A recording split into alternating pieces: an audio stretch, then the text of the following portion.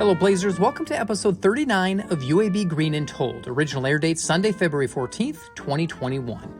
Through this podcast, we are able to share stories from members of the UAB community. On this episode, we are celebrating Valentine's with Dr. Richetta Huffman-Parker and her husband Cedric. Both were members of UAB's honors program in the 80s, but theirs is not a story of love at first sight. However, for Cedric, he does remember the first day they met. In '87, I was a work study student in the honors program as a receptionist. And that was my first time meeting her. As the couple will share, they hung out with each other as friends, but it took a while for their friendship to eventually blossom into more. Then he asked, "Can I call you?" And I'm thinking, why is he asking, can he call me? He's my friend. And as Cedric will reveal, he knew the moment when the time was right to pop the question, even when some may consider it a whirlwind of a romance. About March, like, okay, this is getting a little serious. And in April, I went and bought a ring.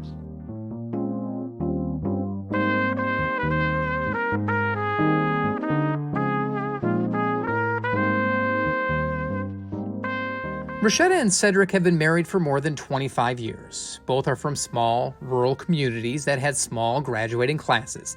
Yes, this is a love story, but before we get to that part of their story, we have to start before they met. And that's when Cedric began his education at UAB. I arrived on campus in '83. And of course, during that time, the university college was not very popular. It was just a small group, and you didn't get to know a lot of people because most of the people that you went to school with were commuter students from Birmingham. So the campus was, it was just a small commuter school for me. For me, because I came from such a small high school, in my graduating class, there were 96 of us. And then I came to UAB and, to see the whole college, which was, I think, maybe 15,000 then, that was a huge shock. And so that was why the kind of the honors program kind of helped to give a little smaller niche to work out of. But so to me, it was huge, even though it may not have been huge compared to other universities and colleges. You said your high school had 96 kids, or your graduating class, correct? 96 kids. Graduating class, yes. Cedric, how many were in your graduating class? 60. So both? Smaller, very small.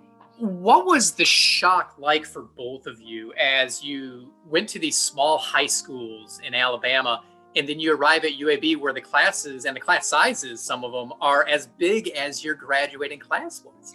I guess the biggest shock for me was to be sitting in a pre-cal class, whether it was an instructor or a student, a grad student that was teaching the class, was going on and on and on about, oh, you all had all this in high school. And I'm like, nope, never seen it.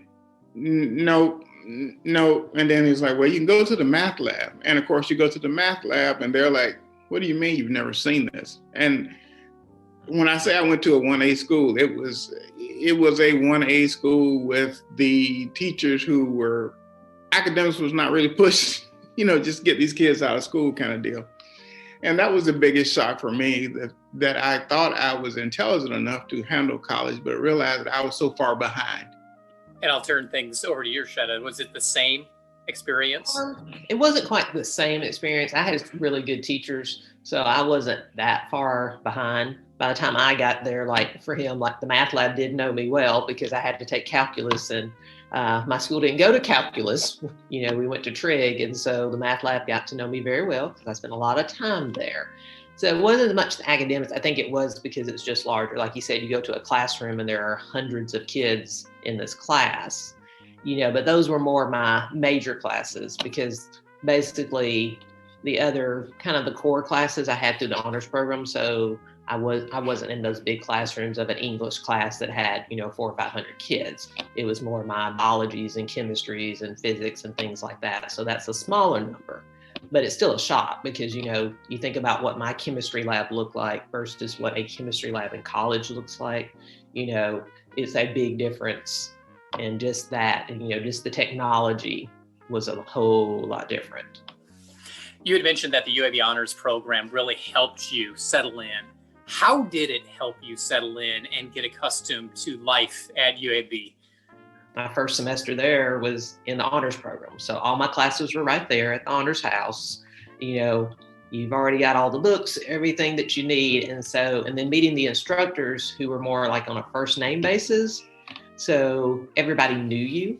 So the instructors knew you, you knew them, you knew your classmates, because once you've been there for a few weeks, everybody knows each other, you're sitting with the same people, and that kind of thing. So it kind of made that transition a whole lot easier than it could be, because I think if I had gone to a class where there's 400 or 500 kids there, you're going to kind of be in shock and you're going to make friends, but it's not going to be as easy as, this group of more like 100. And Cedric, for you, your path, your experience was slightly different. My mother passed away after I had been in school a couple of years. So like I said, my first 2 years in school was kind of hit or miss. I didn't work when I first started school, and I started working. And so my second year of school there, I was taking a UAB dawning class from 6 a.m. to 8 a.m. so I could go to work. And so I had taken a class, an English class from Dr. Ada Long. Okay, it's 6 in the morning and we're having this class, and Dr. Long had taught Beowulf a certain way her entire career. And here I am from round one telling her that's not what he was saying. And this banter went on for like 6 weeks. Half the class was on my side and half the class was on her side. And after the quarter was over, she approached me like, "Have you ever considered the honors program?" Now, mind you, I need to preface this by saying I didn't have any idea what I was doing in college. It was by the seat of my pants. And I'm like, I don't even know what you're talking about. And so she came over, she was like, "Why don't you come to the honors program and interview and see what you think about it?" I interviewed at the honors program. They're like, "If you would like to join us, come on." And I guess, like she was saying, the honors program kind of introduced you to a different way of thinking. But my way of thinking has always been somewhat different, in which, if I don't agree with it, I'm pretty much going to challenge you, especially if I can back it up or think I can back it up. Now, not that I'm right all the time, by no means, but it didn't ease it because I was still having to do my thing. But it was just a different way of doing things. And it made it a little less intimidating, I guess, from that standpoint. So how often does he challenge you, Richetta? Oh, well, it's a give and take. He may think I challenge him more often than he challenges me. So. We got 26 years in. It's it's no challenge anymore. It's like, okay, blah. Well, a little foreshadowing, you two ultimately would get married. But before we even get there, you guys met during your days at UAB and within the Honors College. As a matter of fact, when she started school there in 87, in 87, I was a work study student in the honors program as a receptionist. And that was my first time meeting her. And I remember the meeting, and of course, as she was coming in, was I in my third year or? Probably so. I was in my third year of the honors program. So we were just friends. We didn't ever date or anything until I was out of school. So you remember that first meeting, Cedric. Richetta, do you remember that as well? I didn't remember till he brought it up later after we'd been dating, maybe after we got married, because that first time in the honors house was my interview. And so that was when I was coming to interview to be in the honors program. So once he brought it up, and I'm thinking, oh yeah, you were the first person I ever met at the honors house in the honors program. And, but I was so nervous. It was just like, where do I go? Where do I sit? My mom and dad are here with me. What are we supposed to do? And, let's get this interview over. And but he was the first person I ever met at the honors house and in the honors program. So obviously not love at first sight. Sparks weren't flying right away.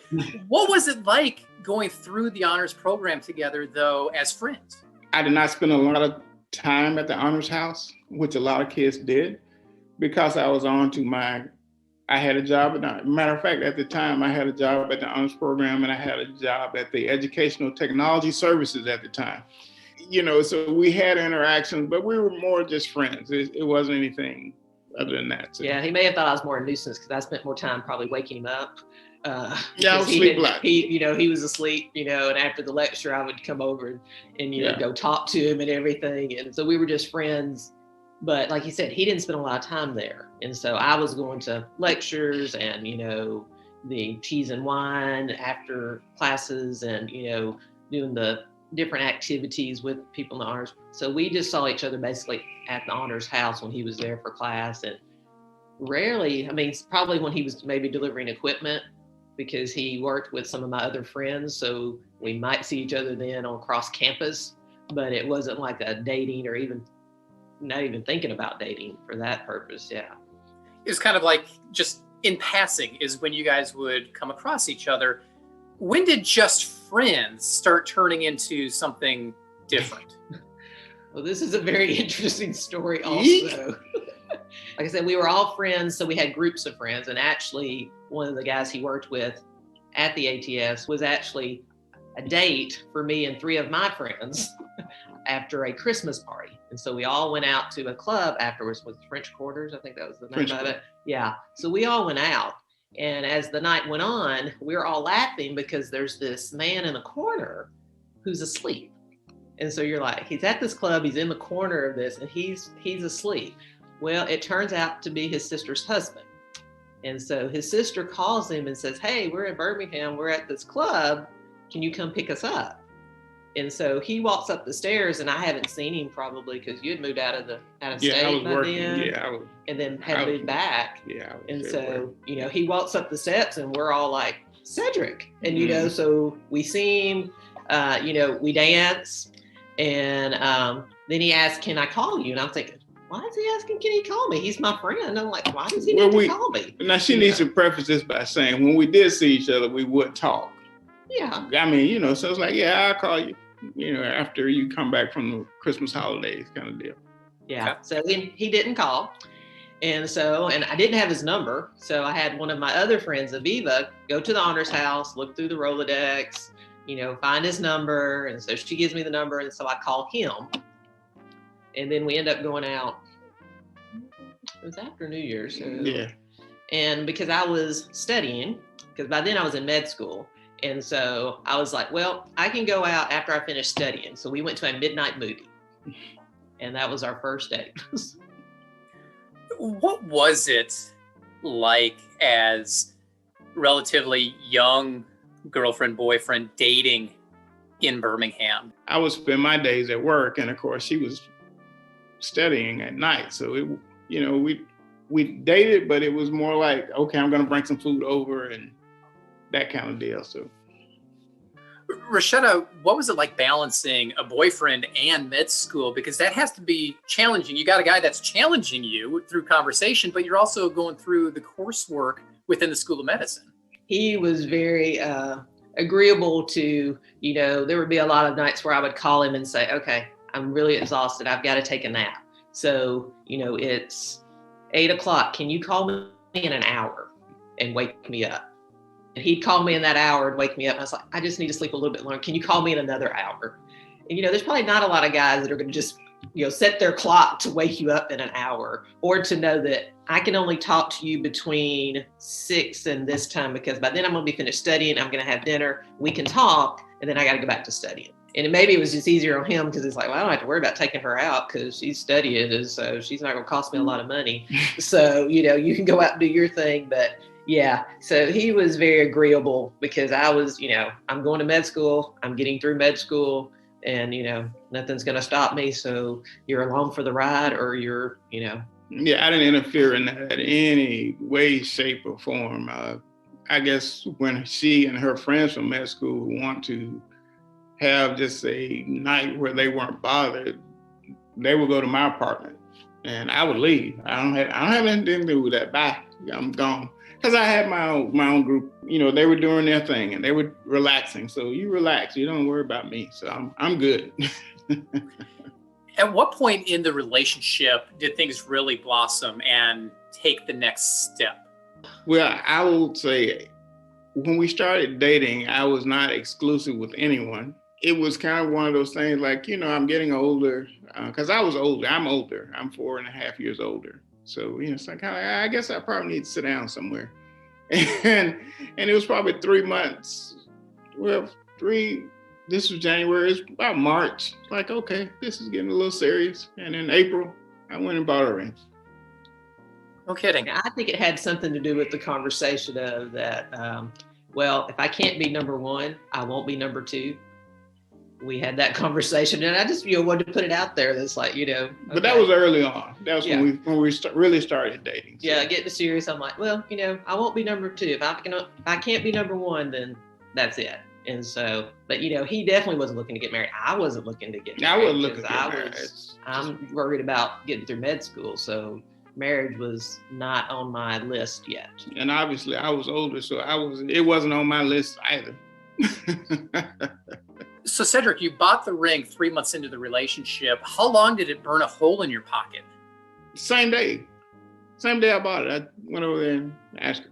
We're dating, and we're serious, but we're not necessarily, we're talking about stuff. We're like, what are you looking for? You want to have kids later, that kind of thing.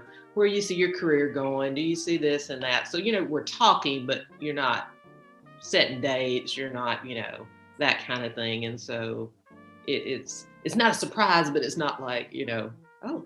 So no, I didn't think we'd start dating in January and then by April be engaged. Never. What was it about Richetta that kind of turned you away from not being exclusive and pulled you her way? Well, it wasn't really one thing. I said I'm older, so I was 27, 28 at the time. And there again, things that most couples were worried about or concerned about, I had already done all that. I've been there, done that. It's time to move on. So you started dating in the early 90s. At what point did you guys get married? How long was the engagement? A year and 3 months, I think. Because she was still in med school, she was finishing up, and we were not going to get married. And she had to take her boards and all. So I'm like, okay, I'm fine, I'm good. Just do that. Yeah.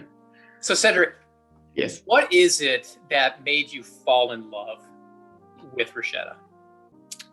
That's a good question. Someone who embodies what I'm looking for. It's not really one thing. It's just kind of most of the people that were in her medical class, especially the girls, they were not dating anyone and found it hard to find a date. But there again, I was never intimidated by some pretty smart young lady. Okay, you're in med school, you're pretty, okay. You want to go out or not? And that's really been my attitude the whole, it was never intimidating to me, and nor did I think I had to be something that I wasn't either. So like I said, all that was easy for me. I never got caught up in all of that. So Richetta, I'll flip that question to you. What made you fall in love with your husband? Well, I think it was just him. He was real. We were both kind of similar backgrounds. We're from rural areas, but he was hardworking, and it was just kind of like he took the time to be patient with me and to kind of I had a lot of rules. I had a lot of obstacles and things that he just kind of he wasn't put off by it. He just kind of slowly climbed over them and just kind of like, okay, I'm going to give her the space she needs, but I'm still going to be there. And so, and I think it just happened. It just evolved because I wasn't looking for someone to marry, because that was, that was further down on the list of goals I had. And so I think it just was one of the things, and it helped that we were already friends.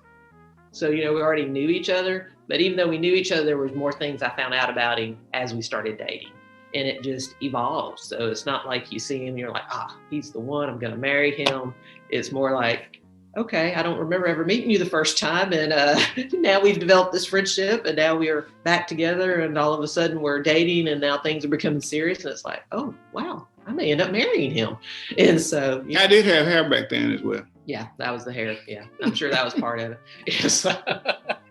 You guys now have been married for more than a quarter of a century, and it sounds more impressive than 25 years when you say it that way. What is the secret to a long-lasting marriage? Wow, that's a hard one. I think it really is, and I'm not the best at this, it's probably communication. And you can tell it's like pulling teeth to get me to talk. So I think some of it is just, we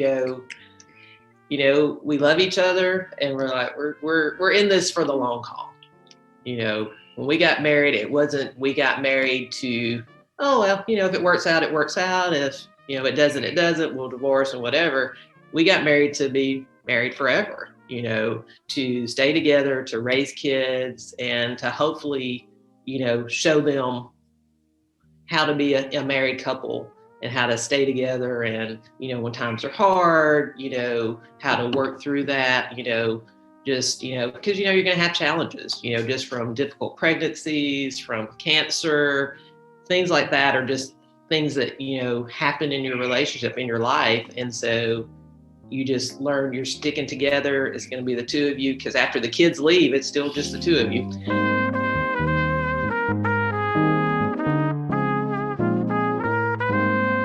That's Cedric Parker and Dr. Richetta Huffman-Parker. Cedric graduated from UAB in 1989 with a BA from the College of Arts and Sciences. After a career at State Farm, he's now a stay-at-home dad. Richetta got her BS from the College of Arts and Sciences in 1991 and earned her MD from the School of Medicine in 1995. She's currently a pediatric physician at the Infants and Children's Clinic in Florence, Alabama. This couple has a passion for UAB and definitely has an idea of what it means to be a Blazer. Well, it's funny because it means different to me than to him, and different from our son who's there now. But it's that whole, being a part of the UAB system, I guess, because from being there from undergrad to med school to, now going to doctors there and that kind of thing, it just kind of brings it back home that you're like, I'm part of all of this. I think of that as part of being a Blazer. And for me, as we're talking about it, I'm thinking we're not the University of Alabama. We are UAB. We're the University of Alabama at Birmingham. And I will go back to our son. He is in the biomedical sciences. He's in the Honors College. He's an ambassador for the Honors College. And he takes so much pride in being a Blazer. And, for a lot of people, Roll Tide and all, no, I'm like, go Blazers. It's just an attitude that we have that I think UAB now is getting the recognition that it probably should have had 20, 30 years ago, that it's a great school. Whatever you're doing at UAB now has the reputation of, hey, that's a great school. Listen in and subscribe to be the first to know when new episodes of UAB Green and Told are released. We can be found on Spotify, Apple Podcasts, and other places you listen to your favorite podcasts. We would love to reach more alumni, so be sure to leave a written review to help us out. You can also find all of our episodes at alumni.uab.edu/greenandtold. Have a story to share? Email greenandtold@uab.edu. Finally, be sure to follow us on Facebook, Instagram, and Twitter. Just search for UAB Alumni. Thanks for listening, and as always, go Blazers.